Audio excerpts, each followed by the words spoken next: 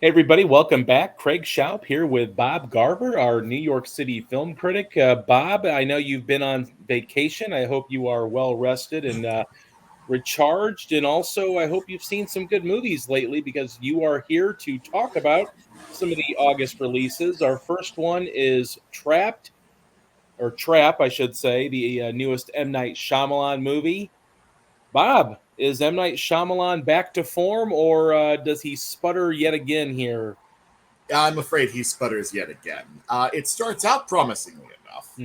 Hmm. Josh Hartnett plays this doting father who takes his daughter to a concert. Then he learns that the concert is an elaborate trap, as it were, to catch a serial killer known as the Butcher.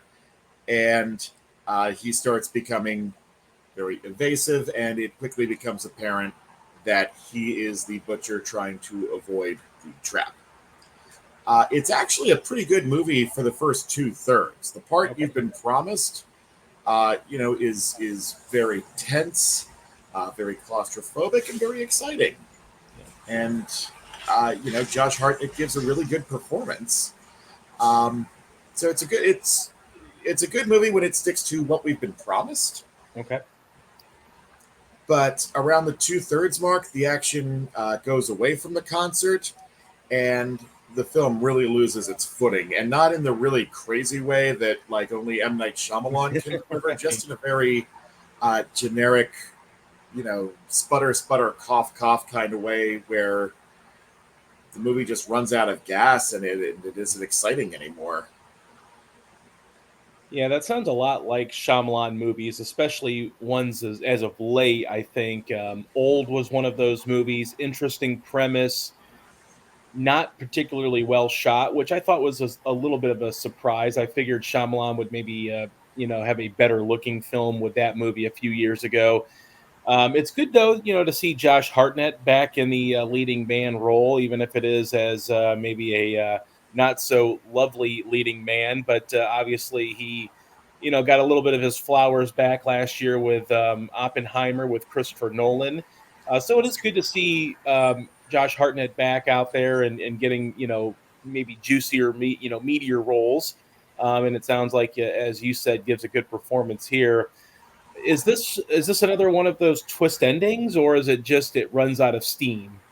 Nope, not a twist unless you count. Well, no, not really a twist. Okay. Other than unless you count some staggering incompetence by the police to be a twist. Okay. All right. Well, what's your final grade here for Trapped, or for Trap? I I'm had sorry. to give this one a C minus just because it left such a bad taste in my mouth. But it's not a consistent C minus. It's just it goes along at about a B pace for a while, and then it ends on such a lousy note that that it's a C minus by the end. All right. Okay. Well, shifting gears now to the romantic comedy, which is never going to die in the theater world. Blake Lively, Did you say who's romantic comedy? is this a romantic comedy, or is it maybe more of a drama? I guess it ends with This us. Tell is us about it.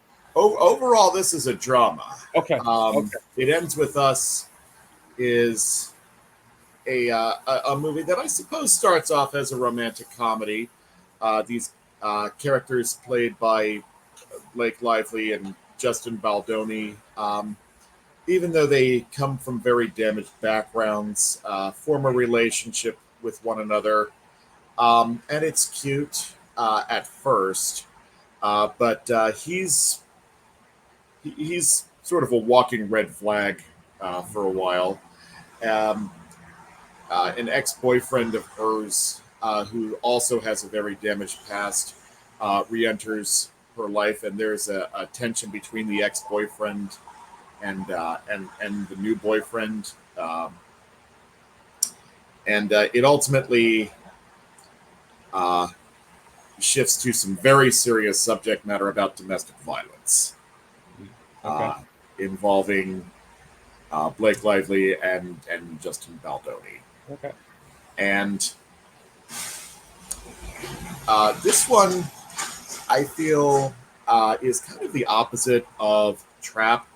There's about two thirds of this movie that really needed to be trimmed down. Okay.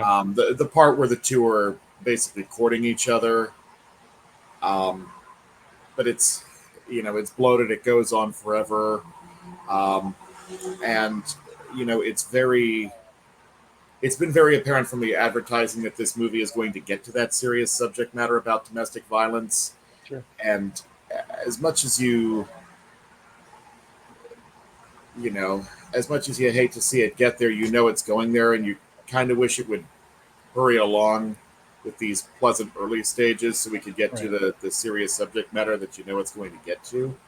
Sure. Once it gets there, it's a much better movie. Okay. Um,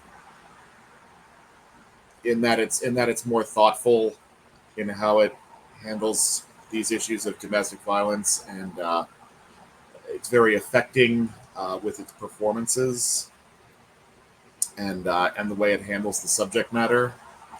And that's why I give It Ends with Us a B minus. Okay.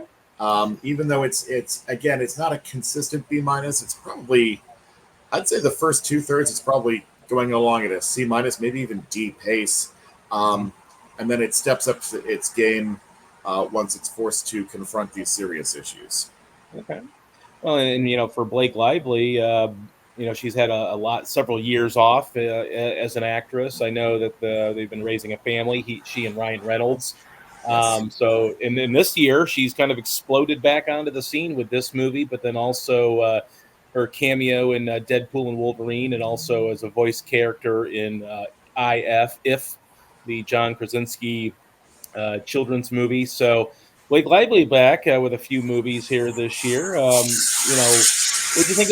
I've heard some bad things about the chemistry maybe between she and Baldoni. I mean, do you feel like there's issues maybe, or maybe they didn't really get along, or there's no chemistry, or maybe that works to their advantage given the story subject matter? I can't speak to the real life issues. I've only just it has been since I saw the movie that I learned about it. Okay. Um, I can't speak to what's really going on there, and frankly, given the gravity of the subject matter, I don't want to make any speculations. Sure. Okay. All right. Well, maybe one of the last biggest movies of the summer here, Alien Romulus. This is a franchise, Bob, that has, I mean, it dates back more than 40 years in one form or another. Obviously, the 2010s had their fair share of sequels and prequels with Prometheus and Alien Covenant as well. Here we have Alien Romulus. Tell us about this one. Well, I have to start by saying that this movie is coming in at a disadvantage with me Okay. because I have not liked any of the Alien movies. Okay. I know that there are two that I'm supposed to like, and then, um, it supposedly falls off a cliff with the two Sigourney Weaver sequels, um, the two Predator crossovers, and then the two Michael Fassbender movies. I Hmm. don't even like the first two. I don't even like the Okay. first two Okay. Sigourney Weaver movies. Okay. Fair enough. So this is not a revisiting of a franchise that I Right. Right. particularly like. Sure. Um, and this one does not redeem the franchise in any Okay. way. Um, Yeah, I'm sort of in the same boat. I will disagree that I really liked Prometheus a lot. I thought that was a pretty better than average, whatever you want to call it. I thought it was a really solid prequel, however you want to describe it. Yeah, the first Sigourney Weaver is a solid film. The sequels are not very good, and actually, I did not see Alien Covenant, so I can't really speak on that. So. Obviously, there's an appetite for this. I mean, they keep making alien movies, but it seems like you don't really quite understand why. Because this, you would be a target audience maybe, and it just seems like it's just not something you're interested in. What about the franchise maybe doesn't do it for you? just that it's basic. They're little more than generic haunted house movies, except that they're set on spaceships, which I guess is kind of a novel setting, but that's not enough to separate them from Mm. dozens, maybe hundreds of other haunted house based horror movies. Okay, all right, that sounds fine. Anything good that stood out about Romulus, or was it all just not very good? No, it reminds me of an attraction that they used to have at Walt Disney World called Alien Encounter. Okay. Um, obviously the alien subject matter crosses over, but also it just kind of, you know, assaults your senses where you're in your seat and they play a lot of loud sound effects, Hmm. and you have to deal with a lot of squishy stuff, but you know once you've been through it a few times, which I feel like I have been with the other alien movies, Right. it's just not scary anymore, and it's just unpleasant to be inundated with jump scares Mhm. and just a bunch of stuff dripping everywhere. Right. Right. Gross. Yes. A couple of hallmarks of the Alien franchise movies, as you described very eloquently there. What's your final grade here for Romulus? Alien Romulus gets a D. Okay. Yeah, Well, do not recommend Alien Romulus. I'd be much more inclined to say give your business to It Ends With Us, or give more business to Deadpool and Wolverine, because I'd love to see that one. Love to see how high that can go at the box office. it's gone very high. It's the big movie that could, an R-rated movie that has crossed the billion-dollar threshold. So Biggest R-rated definitely, movie of all time. yeah, definitely not slowing down either. And probably a lot of it because there's not a lot of competition here, even as we end the summer. I know that you had Alien Romulus today. Does that mean that we will be off next week? Probably. I think we should return in 3 weeks for Beetlejuice. Beetlejuice. Okay, sounds great. As always, Bob, appreciate your time, and we hope that you have a good time at the movies. Go out there and watch something fun and or good at least. We will get back at it in a few weeks. As always, Bob, thank you so much for coming by and giving us your takes. Thank you for having me. This is the highlight of my week.